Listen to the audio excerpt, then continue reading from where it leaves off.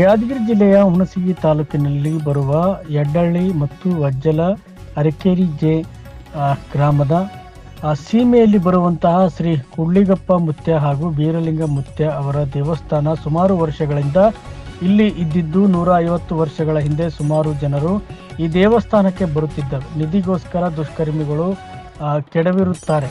ಆದ ಕಾರಣ ಮುಂಬರುವ ದಿನಗಳಲ್ಲಿ ಅರಕೇರ ಜೆ ಹಾಗೂ ಯಡ್ಡಳ್ಳಿ ಮತ್ತು ವಜ್ಜಲ ಗ್ರಾಮಸ್ಥರು ಸೇರಿಕೊಂಡು ಈ ದೇವಸ್ಥಾನವನ್ನು ನಿರ್ಮಾಣ ಮಾಡಬೇಕು ಎಂದು ಬೀರಪ್ಪ ಪೂಜಾರಿ ದೇವತ್ಕಲ್ ಅವರು ನಮ್ಮ ವಾಹಿನಿಯೊಂದಿಗೆ ಮಾತನಾಡಿ ತಮ್ಮ ಮನವಿಯನ್ನು ಮಾಡಿಕೊಂಡಿದ್ದಾರೆ. ಮತ್ತು ಅರಕೇರ ವಜ್ಜಲ್ ಸೀಮಾಂತರದಲ್ಲಿರುವ ಕರಿದೇವ್ರ ಗುಡಿ ಮತ್ತು ಕೂಲಿಗಪ್ಪನ ಗುಡಿ ಎರಡು ಇದಾವೆ.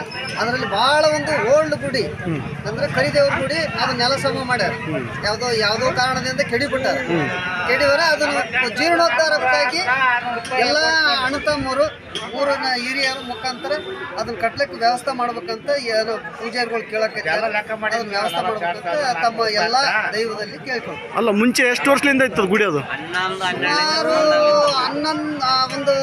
12ನೇ ಶತಮಾನದಲ್ಲಿ ಇರ್ಬೋದು. ಮುಂಚೆ ಚೆನ್ನಾಗಿತ್ತು ಗುಡಿ ಅದು. ಮುಂಚೆ ಚೆನ್ನಾಗಿತ್ತು.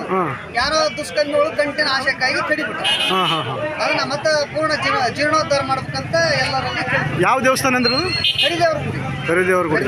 ಮುಂಚೆ ಏನಾದ್ರು ಅದು ವರ್ಷ ಏನಾದ್ರು ಜಾತ್ರೆ ಮಹೋತ್ಸವ ಏನಾದ್ರು ವರ್ಷ ಕೂಲಿಗಪ್ಪನ ಗುಡಿ ಜಾತ್ರೆ ಅಂತ ಬಿದ್ದದಕ್ಕೆ ಅದನ್ನ ಸುಮ್ಮನೆ ಪೂಜೆ ಮಾಡ್ಕೊಂಡ್ ಬರ್ತಾರೆ. ಕೂಲಿಗಪ್ಪನ ಮಾತ್ರ ವರ್ಷ ಮಾಡ್ತಾರೆ. ಈಗ ತಾತಾರ ಏನ್ ಹೇಳ್ತಾರ, ಆ ಗುಡಿ ಹಾಳು ಬಿದ್ದು ಭಾಳ ವರ್ಷ ಆಯ್ತು, ಅದನ್ನೇನದ ಪುನರ್ ಮತ್ತೆ ಅದು ಕಟ್ಟಡ ಮಾಡಿ ಎಲ್ಲರೂ ಜೀರ್ಣೋದ್ಧಾರ ಪೂರ್ಣ ನೆಲಸಮ ಮಾಡ್ಯಾರ ಗುಡಿ.